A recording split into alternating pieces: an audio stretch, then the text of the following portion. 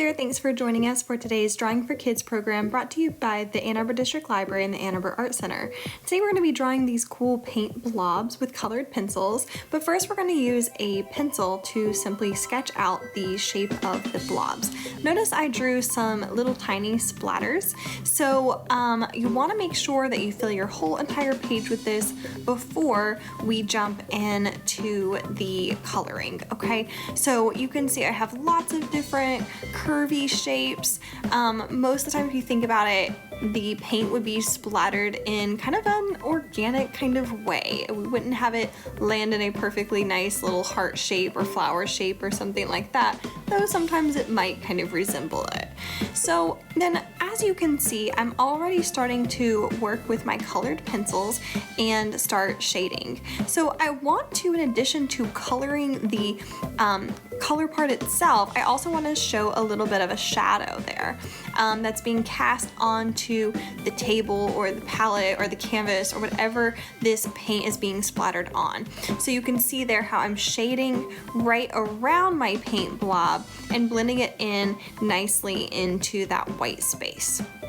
And you want to draw those or color in those little ones as well, and you probably want to do a color that's nearby so that it looks like it just kind of splattered off that main color. Okay, now you could choose to repeat the same colors over and over again, or you can do all different colors. I'm choosing to do all different colors, but of course those little tiny splatters are coming off of the big guy near it, and so I'm going to make those the same, but otherwise I'm going to use a wide variety of colors here. Okay, and we're just drawing on regular paper, so blending into that white paper of course can be a little bit tricky, so take your time doing that.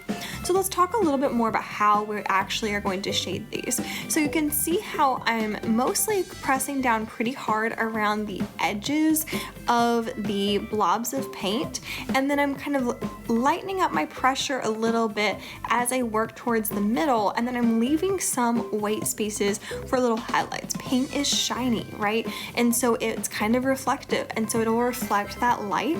So you want to leave some white highlights there. And the other thing that I'm doing is I'm also coming in with a darker color around the edges, and then I'm coloring also with some lighter colors in the middle areas too. And so you'll notice with each of my color, my orange blob, for example, has some pink and some yellow. My green blob has some lime green and yellow. And so I'm throwing in some additional colors into the mix, and so that makes it so that it adds a lot more depth.